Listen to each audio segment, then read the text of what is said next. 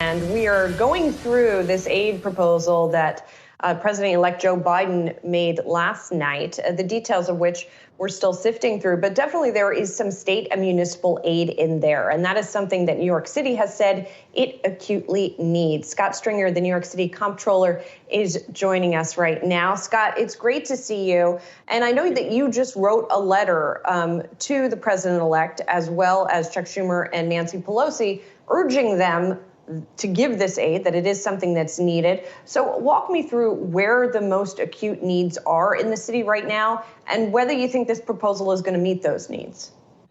Well, we have to look at the details of the proposal, but I'm very encouraged that as part of the Biden-Schumer aid package, we're looking at $1 billion for aid to state government and $1 billion to our city, which is desperately needed. And look, what I've said to our leadership in Washington is we have to look at how we can cancel student debt so our kids don't fall farther behind. We do need a bailout for the MTA and our transit system. We also need to help New Yorkers with a real relief package, a stimulus of $2,000, not a couple of $100, because people are still struggling with issues of food and employment. And we need help from our federal government. And what I would say is that this is the best deal in town for our country. New York City sends $22 billion more to the federal government than we get back.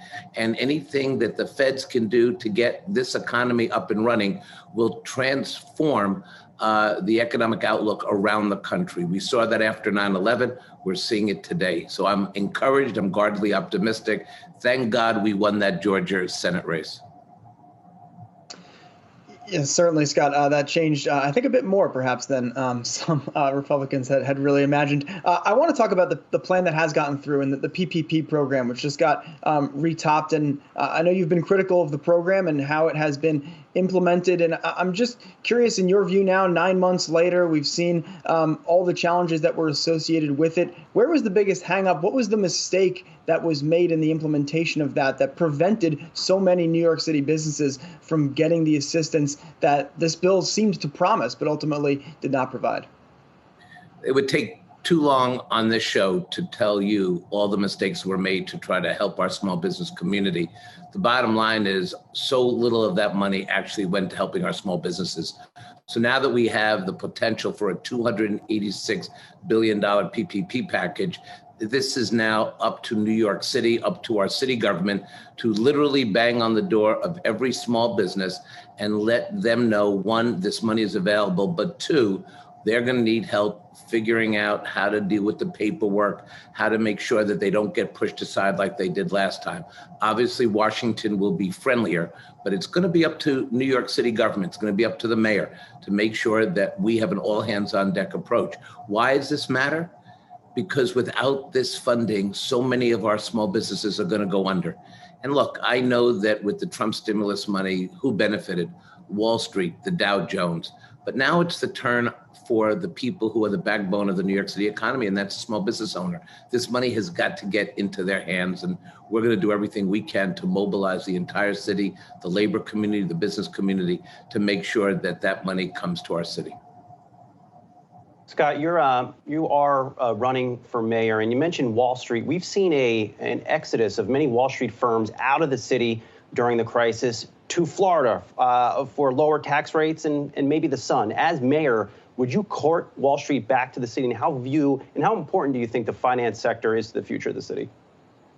Well, I'm going to court everybody to come back to the city. I don't want anyone to leave the city.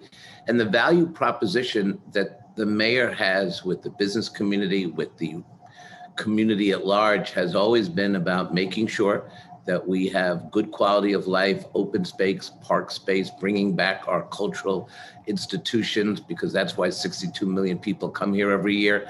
And if I'm mayor, we're going to have a real opportunity to work with the different sectors of the economy to create a city like none other. That's why people have always come here, because they like our diversity. They marvel in the construct of New York City. And they love the fact that New York City always comes back. Don't bet against this city. And lastly, you may flirt with Florida and you may play with Texas, but nobody really wants to live there. They know the epicenter of the world, where the best place to raise children is right here in New York City, bar none. And the next mayor has got to make it possible for people to want to come back and for people to stay here. Part of that is an affordable housing plan. Part of that is a better opportunity for kids in the public school system. There's a lot of work that New York City has to do to be the epicenter of our economy and of the nation. Scott, hopefully you will not hold it against me that I've recently moved to New Jersey, although it was begrudging, I have to say. So I'm no longer a potential constituent in the mayoral race. But I got to ask you about Andrew Yang, who is the latest entrant in a very already crowded race for mayor of New York City. Yang has quite a national profile. So, you who had been, I think, one of the early frontrunners in the race, how do you campaign against the likes of an Andrew Yang? What is that going to look like? How do you campaign with 10 candidates in a very crowded field? Here's what I would say. First of all, I welcome everyone into the race. We need to exchange ideas, and we need to make sure New York voters have a full choice of candidates. And we have that in this mayoral primary. But look, a lot of people said I couldn't beat Eliot Spitzer. I was 20 points behind that race, literally 20 points with 3 weeks to go. I've always been somebody who finishes strong. I've built a diverse coalition. I have the best record in this race.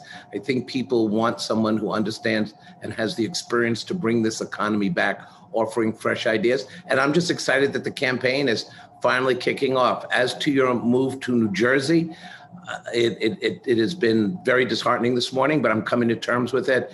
And I'm going to make sure that you and the family come back. I promise you, you will want to be back in New York within a year. I have to tell you, my kids certainly would like to do that. I also want to ask you about the vaccine rollout in the city, because you've been very vocal on this. We've heard stories from around the country that the vaccine rollout has been troubled. Last night in Brooklyn, there was a false rumor that went out about vaccine doses being available, and hundreds of people showed up to try to get them. Is it too late to fix this rollout? I mean, what can the city do at this point? What should the city be doing? Well, I have to say this rollout has been outrageous. The website that was put up crashed. People over 75 who desperately need this vaccine and frontline workers can't navigate a simple website. It's too complicated. They asked 51 questions. I'm talking to the sons and daughters who are trying to get online to help their parents, and they're struggling to get on this website.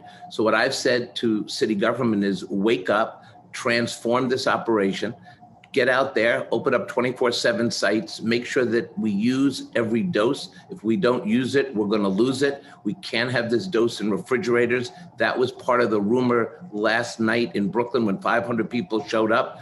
People want to get vaccinated, but poor communication, lack of transparency, and the fact that as of the last update I've received, only 38% of our city's vaccine doses have been administered. This is not the way we're going to bring back our economy.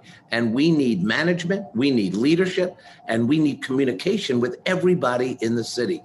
Imagine how heartbreaking it is. And I talked to a son of elderly parents just before this show, could not believe how complicated that website is, and very concerned that his parents are going to get left behind.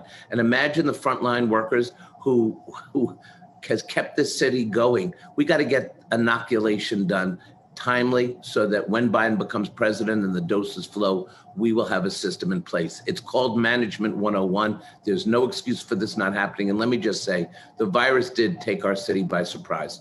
And there was clearly issues with ramping up testing, but this was all new to the city.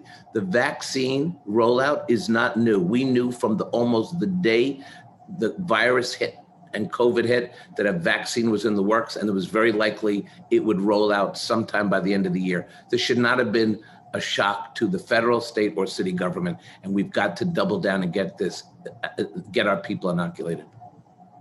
Based on where the vaccine structure is now, do you think President-elect Biden's goal of 100 million vaccines in his first 100 days, is that a pipe dream? Do you really think that's achievable?